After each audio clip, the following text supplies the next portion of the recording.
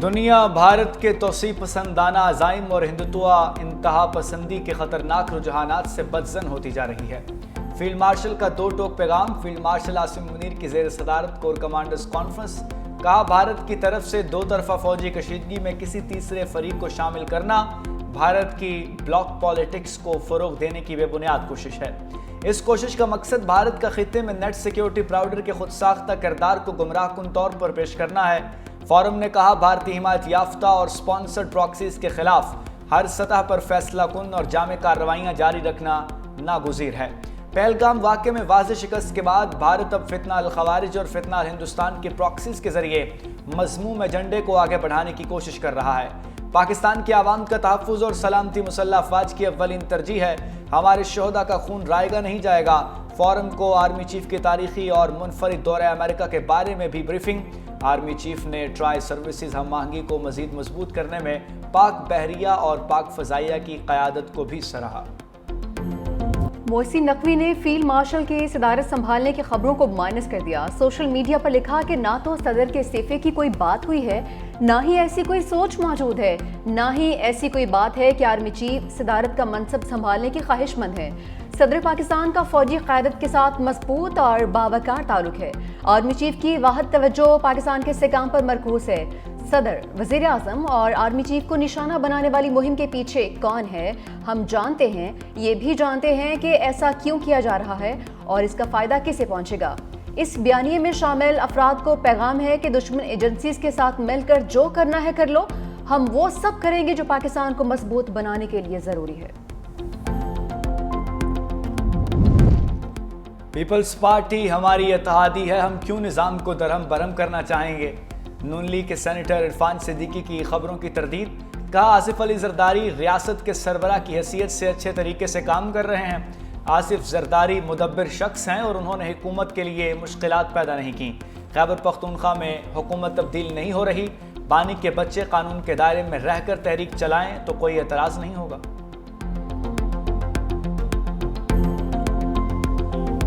لاہور کو موسلادھار بارش لے ڈوبی۔ 8 گھنٹے کی بارش سے کئی علاقوں میں 2-2 فٹ پانی کھڑا ہو گیا۔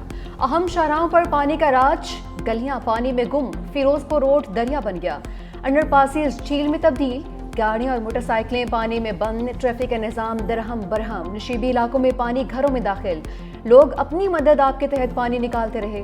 نشتر ٹاؤن میں سب سے زیادہ 142 ملی میٹر بارش ریکارڈ، پانی والا تالاب میں 178، گلبرگ 139، علامہ اقبال ٹاؤن میں 135، سمن آباد 128، لکشمی چوک 132 ملی میٹر بارش ریکارڈ، اپر مال، جیل روڈ، تاج پورہ اور گلشن راوی میں بھی 100 ملی میٹر سے زیادہ بارش۔ شہر کے بیشتر علاقوں میں بجلی کی فراہمی بھی معطل رہی۔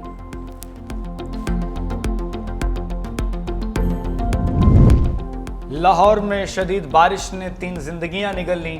ریلوے اسٹیشن اور نشتر کالونی میں چھتیں گرنے سے 2 افراد جاں بحق، 6 زخمی۔ ظفر علی روڈ پر درخت گرنے سے راہگیر چل بسا۔ شاہدرہ میں انتظامی نااہلی عیاں، موٹر سائیکل سوار خاتون اور 2 بچے گڑھے میں گر گئے۔ ملک کے دیگر شہروں میں بھی بارشوں کے باعث حادثات۔ خوزدار میں 3 افراد جاں بحق، 1 زخمی۔ قصور میں کرنٹ لگنے کے واقعات میں 2 بچے اور 1 خاتون جاں بحق۔ کوہاٹ میں لڑکا آسمانی بجلی گرنے سے دم توڑ گیا۔ وہاڑی اور اٹک میں چھتیں اور دیواریں گرنے سے 17 افراد زخمی۔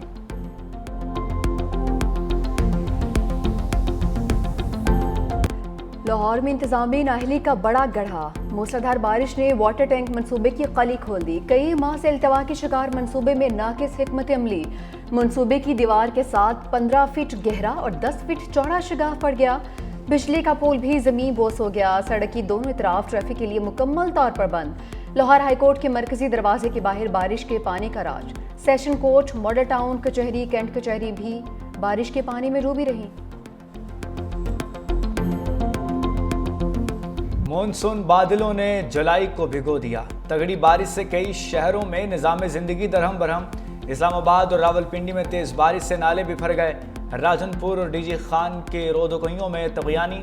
نارووال، گجرانوالہ، حافظ آباد، ننکانہ صاحب، چنیوٹ، قصور، اوکاڑا اور خوشاب میں بادل جم کر برسے۔ لوئر دی، ریبٹ آباد، چترال اور ماراکند میں جھڑی۔ حیدرآباد، جیکب آباد اور لاڑکانہ میں بارش۔ بولان، بارکھان، خوزدار، موسیٰ خیل اور سبی میں بارش سے جل تھل ایک۔ محکمہ موسمیات کی بارشوں کا سلسلہ 17 جولائی تک جاری رہنے کی پیشگوئی۔ अदाकारा हुमैरा असगर की लाश मुमकिना तौर पर 6 माह पुरानी है। पुलिस का इंकशाफ। DIG साउथ के मुताबिक अदाकारा का फ़ोन और सोशल मीडिया अक्टूबर 2024 से गैर फ़ाल था। उनके फेसबुक और इंस्टाग्राम पर आखिरी पोस्ट सितंबर 2024 की हैं। फ्लैट की बिजली भी तवील अरसे से मुनक़ता थी। कॉल रिकॉर्ड्स के मुताबिक आखिरी राबिता ऑनलाइन टैक्सी ड्राइवर से हुआ था। खाने पीने के सामान की मियाद से लाश के पुराने होने की तस्दीक। पुलिस का कहना है असल हक़ाइक़ के लिए पोस्टमार्टम रिपोर्ट का इंतज़ार है, जिसमें 1 से 2 रोज़ लग सकते हैं। तफ्तीश के बाद मौत की असल वजूहात सामने आएंगी। वज़ीर दाखिला सिंध ज़ियाउल हसन अंजार कहते हैं अदाकारा हुमैरा की लाश मिलने की तहकीकात हो रही हैं। मौत के असबाब जानने की कोशिश की जा रही है। वज़ीर सक़ाफ़त सिंध ज़ुल्फ़िकार अली शाह का तदफ़ीन की जिम्मेदारी महकमा सक़ाफ़त को सौंपने का ऐलान।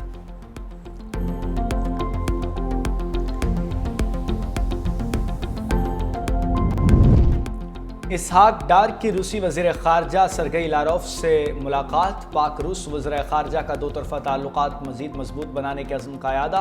इसहाक डार और सरगई लारोफ की आइंदा हफ्ते दोबारा मुलाकात पर इत्तफ़ाक़।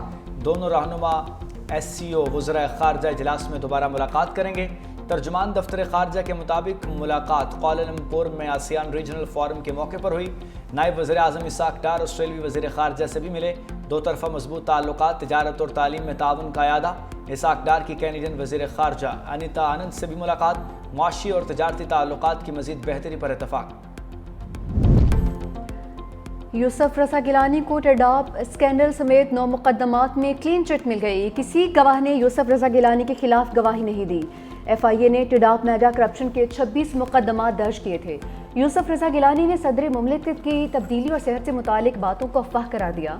कहा हुकूमत का हिस्सा न बनने का फैसला पीपल्स पार्टी की सेंट्रल एग्जीक्यूटिव कमेटी ने किया था। CEC चाहे तो फैसला वापस ले सकती है।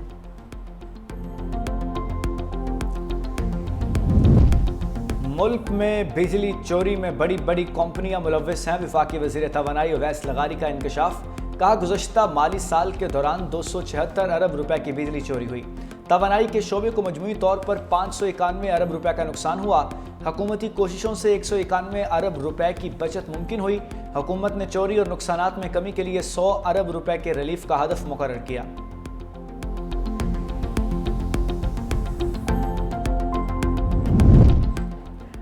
पाकिस्तान जाने पर बेटों की मुमकिना गिरफ्तारी के बयानात पर जुमाइमा गोल्डस्मिथ बरहम।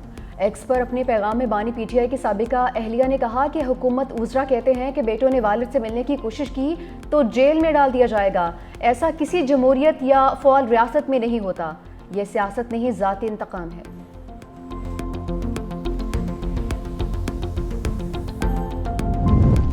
पंजाब असम्बली में अपोजिशन के मुअत्तल अरकान के लिए एक और मौका। MPAs के खिलाफ नाहली रेफरेंस में पेशरफ।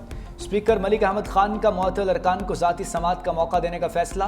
तमाम 26 अरकान को कल ज़ाती हैसियत में तलब कर लिया। स्पीकर के लिए 30 दिनों में फैसला करना लाजिम है।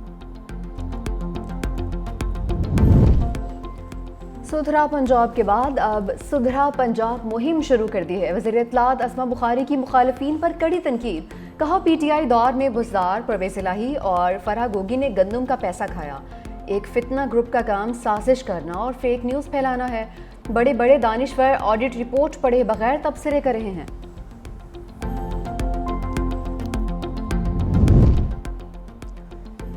सेनेट टिकट की तकसीम से कबल PTI में इख्तलाफात। खैबर पख्तूनख्वा असम्बली में PTI MPA तारिक अरियानी की अली अमीन गंडापुर पर तनकीद।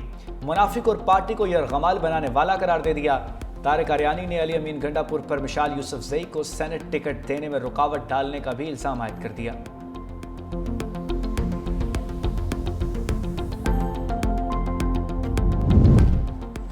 ई-कॉमर्स बरामदात में इजाफे का एक बहुत बड़ा जरिया है। वज़ीर आज़म शहबाज शरीफ कहते हैं ई-कॉमर्स प्लेटफॉर्म पर 3 लाख से ज़ायद पाकिस्तानी मकामी मसनूआत फ़रोख्त करते हैं। वज़ीर आज़म से बैनुल-अक़वामी ई-कॉमर्स कंपनी अली बाबा ग्रुप के वफ़द की मुलाकात। वज़ीर आज़म की मुल्क में ई-कॉमर्स के फ़रोग़ के लिए कमेटी तश्कील देने की हिदायत।